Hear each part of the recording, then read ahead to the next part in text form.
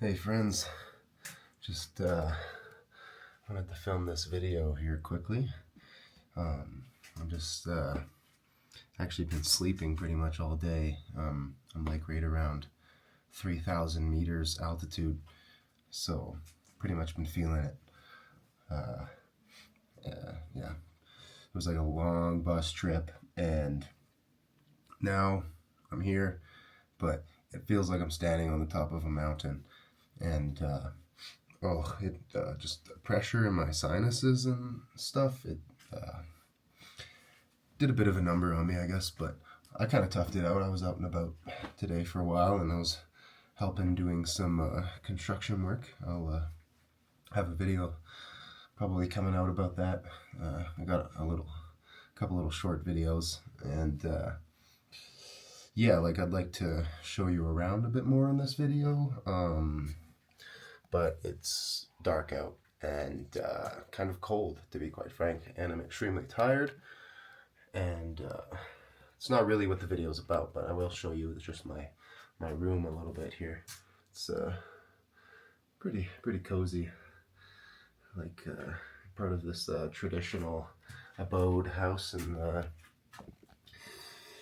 mountains of Peru. And yeah, it's turning out to be a pretty good adventure so far, to say the least. However, the point of this video, it's not necessarily what I'm doing. I just wanted to give you a quick update. The point of this video is about the significance of books and the power that they have and the connection to the divine, I would say. And it just kind of dawned on me, this idea, because like when I got here, like I said, I was feeling pretty out of it. I'll be honest, I was chewing on coca leaves because they say that helps, and it does. But every time I stopped chewing them, suddenly I'd be like dizzy.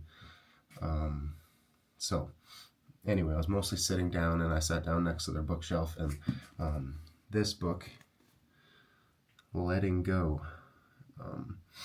by David R. Hawkins, happened to be the only English language book that I've seen. So incidentally, I started reading it, and it's just one of those strange things where it's kind of like it was meant to be.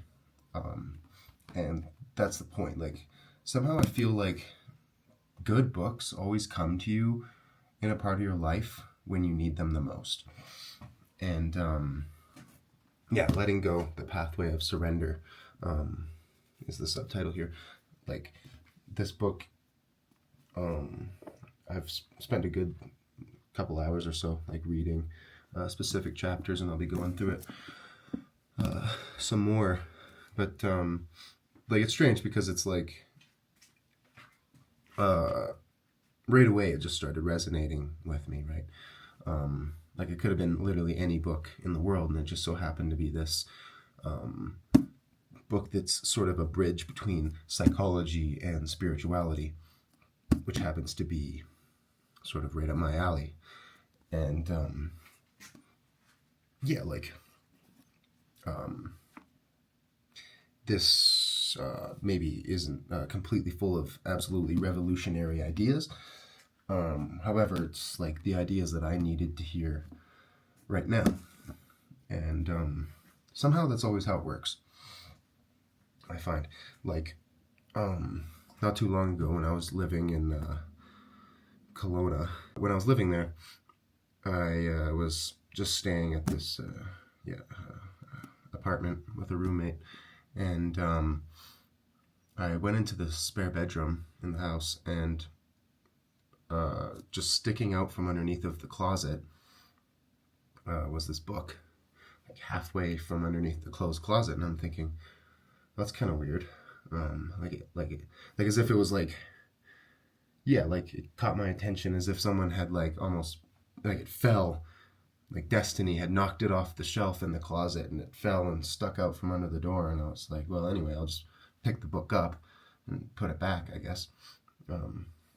So I like opened the closet and grabbed the book, and it's this book called Quantum Leaps, which is a concept I've actually never heard before until that moment. And maybe in the past, if I would have seen this book, I would have thought, well, this is dumb. Like, this is ridiculous. Quantum leaps? What is this? I'll break it down for you quick. Like, the concept of a quantum leap is the idea that we are able to make big gaps, like big improvements in our life. Like, not everything has to be tiny and incremental. Like, we don't have to just suffer, work just to make a little bit of progress, you know? Like, using fitness as an analogy. We don't have to put hundreds of hours into the gym just to gain a tiny bit of muscle.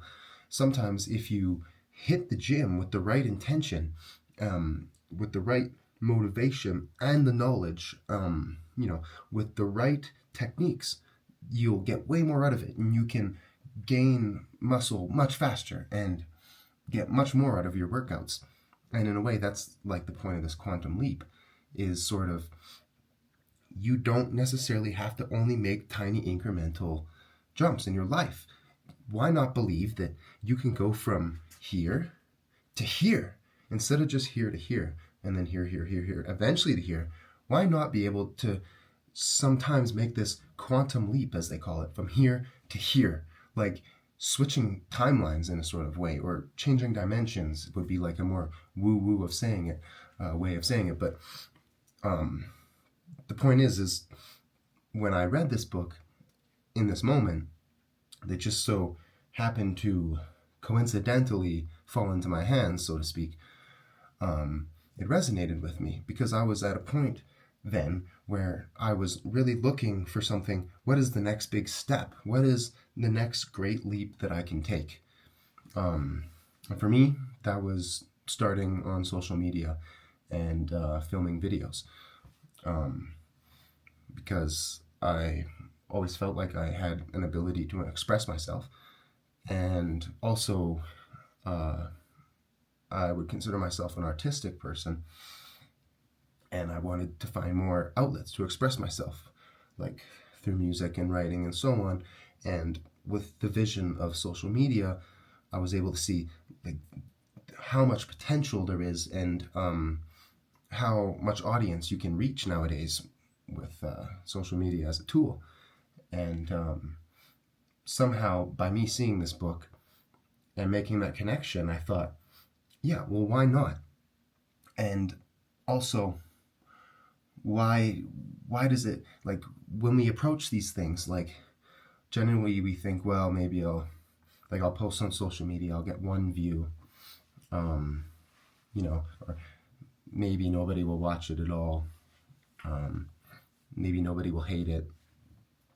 I mean, maybe somebody will hate it. I don't know. We have all these thoughts where I was thinking, with this new mindset of the quantum leap, it was like I could just leap into this new person. I could become this person that I decided that I feel like I needed to become. I could go from here, being this sort of shy, more introverted person, to here, where now I express myself and I'm putting myself out there, and in a way opening opportunities for myself, which I have no idea where it will lead yet, right?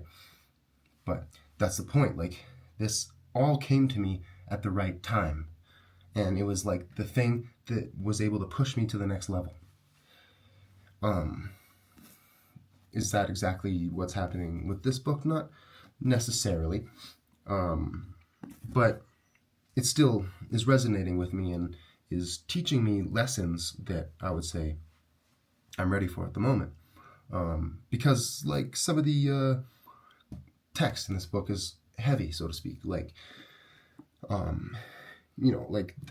these concepts of like the mirror effect, and how if you project anger onto people, then you'll get the same thing back, and the universal law that love conquers all, right? Like, it's a misconception that you can conquer hate through hate, or violence through violence, when rather the highest frequency is love, and love conquers all. Anyway, the point is, as I'm trying to say, is things come to you when you most need to hear them. And often, for me, I always found that was through books. And this is the point too, like, there isn't just one book out there. And sometimes too, if you have the right intention, you can almost open up any book to any page and begin reading and find the answers that you're looking for. And this happens to me all the time. And that's actually an idea from a book that also came to me at a very important time in my life, called Illusions by Richard Bach, who I would say maybe is one of my favorite spiritual writers. Definitely check out some of his works. You've probably heard of Jonathan Livingston Seagull. It's the most common, most popular one, which is a fantastic book. I highly recommend the book Illusions. It is life-changing, to say the least, and also funny, which everybody appreciates. And but to that point, though, I find this very interesting. Hold on one sec. This is my Bible. This isn't the only book, okay? Obviously, there's lots of mixed feelings about this text, and there's also, like, some people are way too connected to this, and no matter what I'll say at this moment, they'll probably be offended.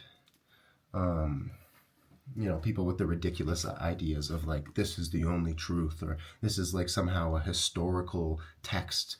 No, this isn't a textbook, okay? This isn't a historical, accurate account of the world necessarily either. I really don't believe that. Not to mention, this isn't one book. This is many books, and written by many authors. It's a compendium, or right? It's a collage of many, many books. And I've held on to this for a long time, but the whole point of where I'm going with this is one day I decided I wanted to read the Bible, okay? Or at least to have one to reference at times. Because, like it or not, this is one of the most important texts. That is true. And there's just no doubt about it. And if you haven't at least approached this at some point in your life, you are missing out. And that is just the truth. And I'm not saying you have to be a Christian, or you can even have another faith or not be religious at all, and it still will have great meaning, because it is basically it's a spiritual text, okay? And all spiritual texts are important, and all of them were basically put together with great care by theoretically the wisest people, and they give a guideline on essentially how to live, which is becoming extremely important, especially in our modern society, when people are becoming disconnected from nature and from what I would call reality in a way. Now, more than ever, is an important time to think about who we are and what we're doing and what this all means. Anyway, but as I said, this isn't the only book. Many of these lessons in this book can be learned from various spiritual texts, and even from some modern fiction books that I've read. But, you see,